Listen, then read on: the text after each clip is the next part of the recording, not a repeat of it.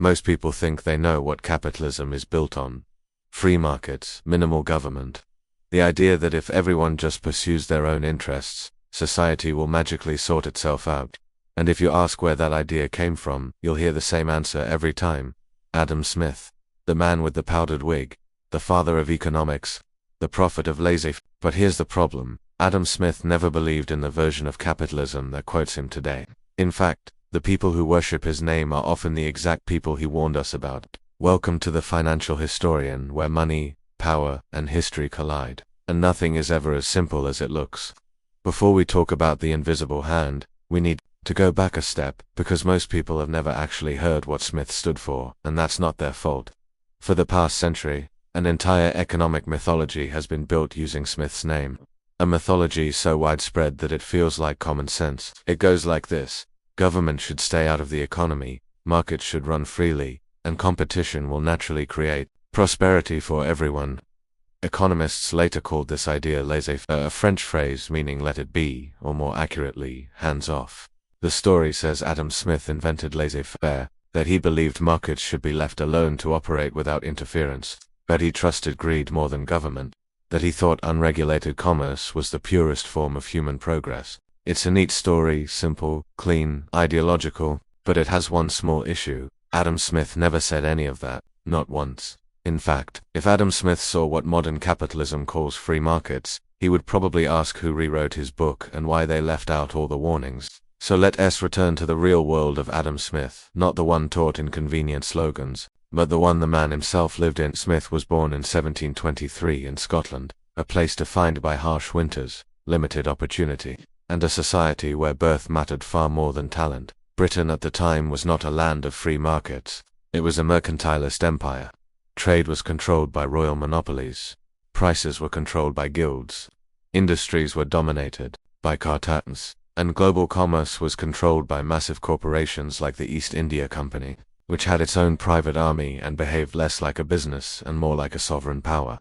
This was the world Smith studied, a world where economic power and political power were deeply entangled, where markets did not operate freely but were shaped, influenced, and often rigged by private interests. If anything, Smith spent most of his life warning that when merchants gain too much influence, they will use it to manipulate the rules in their favor. He wrote that people of the same trade seldom meet together, but the conversation ends in a conspiracy against the public. Translation: whenever businessmen get together, society loses. It's not exactly the motto of unregulated capitalism, and here's another truth the textbooks conveniently skip. Adam Smith was not trained as an economist. He didn't even consider himself one.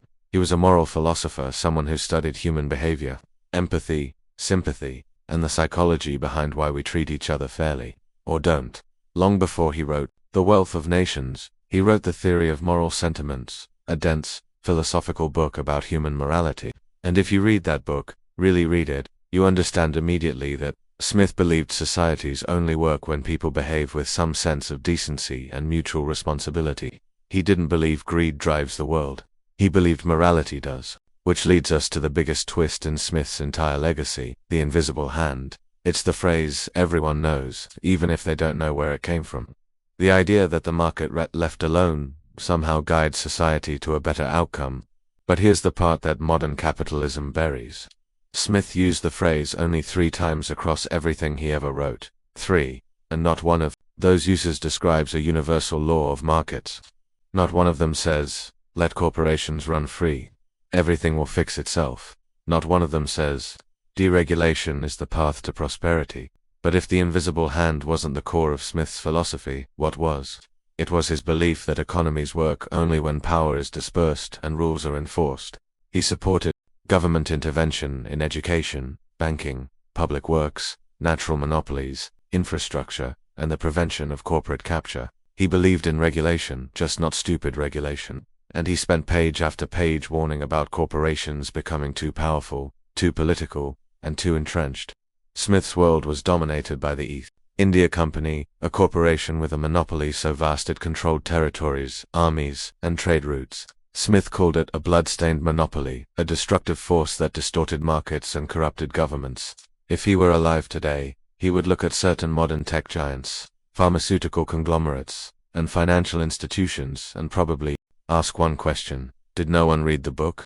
The strange and slightly darkly comedic part of all this is that Adam Smith has become the mascot of an ideology he explicitly warned against. It's the intellectual equivalent of a company stealing the identity of the man who criticized them. To understand what Adam Smith actually meant, you have to begin with a strange fact. The invisible hand barely appears in his work at all. 3 uses, 2 in his published books, 1 in an early essay.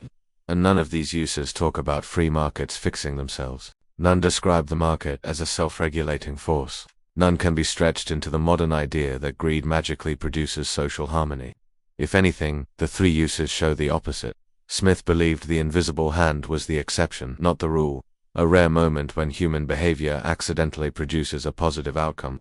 Not a law of economics, but a footnote on human imperfection. The first use appears in the History of Astronomy, a curious little essay Smith wrote before he became famous.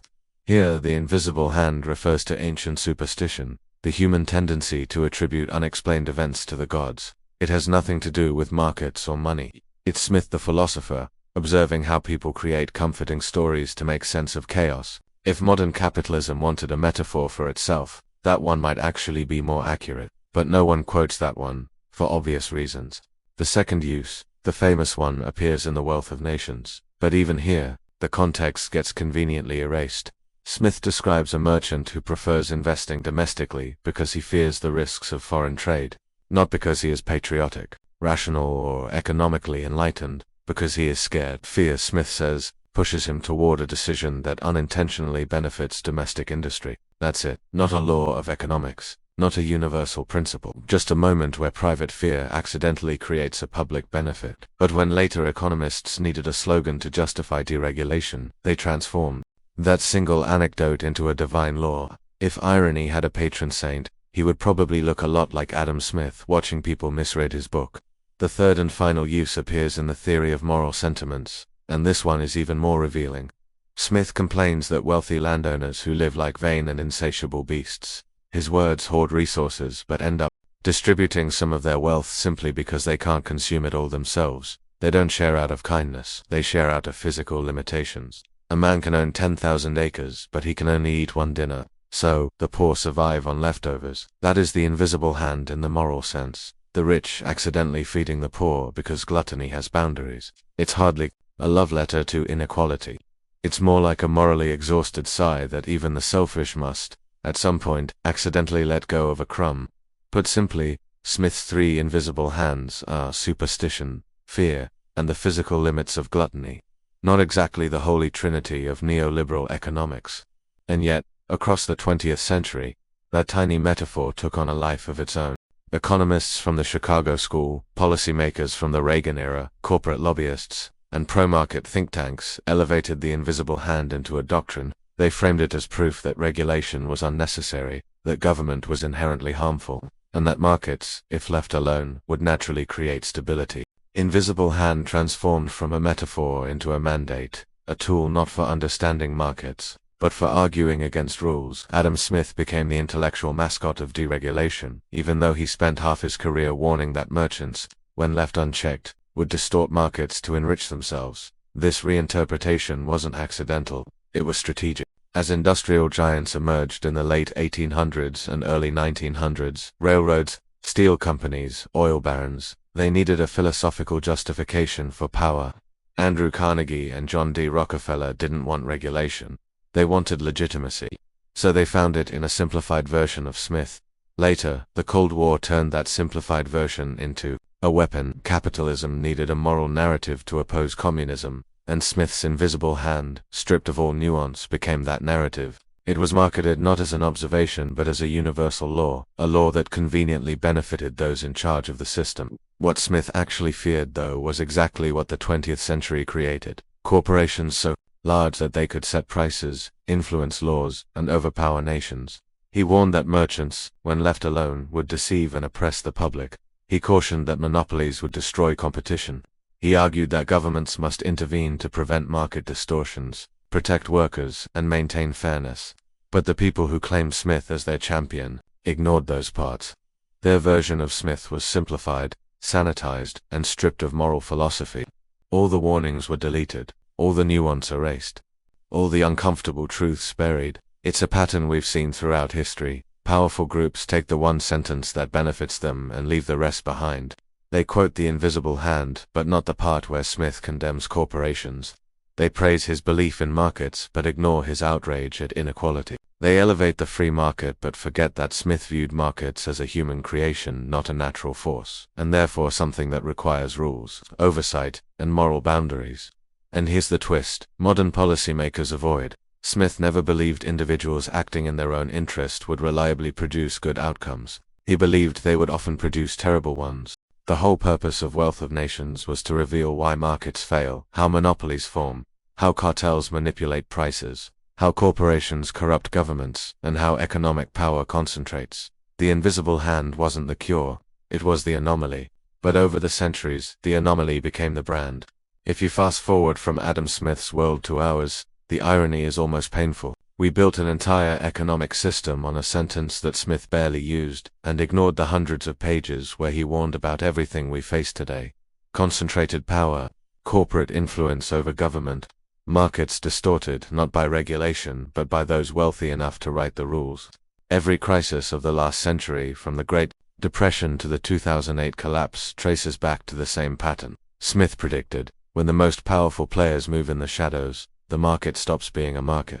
It becomes a stage, and the rest of us are just paying for the tickets. Look at the modern landscape: tech giants that shape information, retail monopolies that crush competition, financial institutions whose failures require national bailouts. These aren't free markets.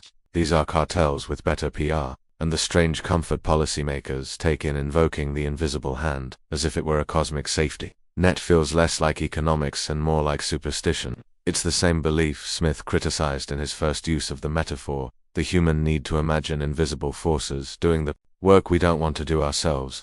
The truth is simpler and far more uncomfortable. Markets don't magically correct abuse. Power doesn't regulate itself, and greed, left alone, consumes everything in its path, including the system that rewards it. The modern version of capitalism has become the exact creature Smith feared most: a world where the few can tilt the board so effectively that the market's outcomes look like destiny rather than design. But understanding what Smith actually meant doesn't make the world darker, it makes it clearer. Because Smith didn't believe the economy was doomed. He believed it was human, flawed, fixable, and shaped by choices. What he really argued for was balance: markets strong enough to innovate, governments strong enough to restrain, and societies wise enough to demand fairness. Smith never promised that the invisible hand would save us. He argued that we had to save ourselves. History doesn't repeat, but if you don't understand it, it'll crush you all the same. If this gave you a new perspective, hit subscribe. History has the answers. I'll show you where to look.